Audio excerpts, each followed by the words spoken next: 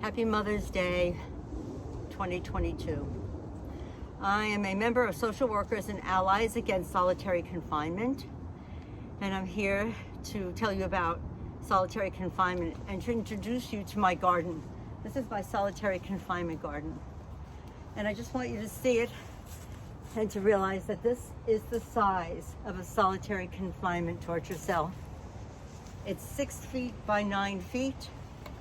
And where these trees are and these colorful plants is where individuals who are, I guess, captured in these boxes can walk. This is the bed. In the back there is a small area where there's the toilet and the sink. And on the side here is an area where there's a desk. Human beings are controlled and imprisoned and tortured in these cells for hours, days, weeks, months, years, and decades. In fact, Herman Wallace was in one of these cells for 42 years, and actually is the inspiration for these solitary confinement gardens that are all over the country. People use them to educate people about the 80 to 100,000 individuals, human beings, who are thrown in, locked, 24 hours of light, 24 hours of people screaming as they decompensate. If I put you or anybody into a bathroom, lock the door, you would begin to decompensate. No human being can get through this without having damage. In fact, we know that it creates physical damage, atrophy. Life atrophies. Your brain atrophies. Your body organs atrophies. Now, we think that people are put into these cells because they are heinous criminals and they have done horrible things. And there might be, in fact, people who fit that description. But the majority of the people, 80 to 100,000 a year, are people who've been incarcerated. And we already know about the problem with incarceration, mass incarceration, you know, in the racial disproportionality and the unfair treatment of the criminal justice system, and how many people are in jail, how many black people are in jail for the same behavior that white people have participated in, but they're not in prisons. Anyway, aside from that, we think that they are there because they are horribly violent people, and that's not true. You can be put into solitary confinement for just defying a correction officer, for pissing somebody off, for being a little bit too full of yourself, of having too much dignity. In fact, Herman Wallace was a political prisoner, and he would not break. And so they continuously gave him more time, more time, more time, more time.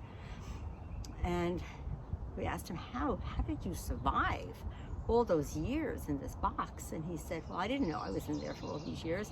I was looking ahead, and this prison box became my library where I learned how to maintain my mental health. Finally, they let him out, and he died shortly afterwards. But anyway, somebody went to write to him and said to him, Mr. Wallace, when you dream of a life outside of prisons, what do you dream of? And he said, I dream of a garden. I dream of a small house where I look outside and there's a garden. And so that gave birth to the idea of the solitary confinement garden, where people can come together, garden. You know, this represents life. There is no life in solitary confinement. In New York State, we ended solitary confinement after 14 days. It took 10 years of organizing, led by people who had experienced solitary. And on April 1st, we legally ended solitary after 15 days. But, you know, what we're seeing is that, you know, there's a way to keep people incarcerated. There's a way to make sure that they remain. And we still need to hold people accountable, the criminal justice system accountable, to be sure that they abide by this new law. In fact, we encourage everybody to learn about the HALT bill. Do this in your own state. It's a human rights violation that has to end. Nobody benefits from this. It doesn't teach anybody anything. In fact, it destroys life. In New York State, Social Workers and Allies is trying to pass a anti-torture bill, because This can only happen if healthcare professionals approve the mental stability of people going into solitary. Doctors and nurses and social workers and psychologists and psychiatrists all need to participate in some way in order for this to happen.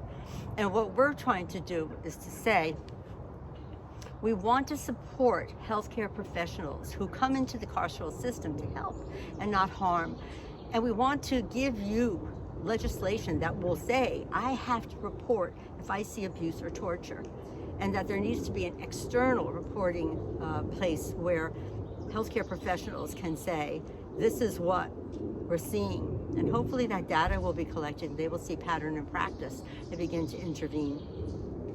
But anything is better than a nurse observing this, a doctor observing this, and feeling that they can't do anything. So please, go to www.antitorturebill.org, learn about it, go to your cell phone, and the number to text is 50409, and in the text box type anti-torture bill. And we want you to contact your legislator, senators, your assemblymen, and to say, please pass this anti-torture bill in New York State, because healthcare professionals need support to do the right thing, to do the ethical thing, and to report torture and abuse when they see it. And also support the ending of solitary confinement where you live. If you'd like to come and see my solitary confinement box, garden, and to sit here and to think about what it's like to live in your bathroom, the lights on, and people screaming 24 hours a day, inbox me, we'll have a chat. Happy Mother's Day.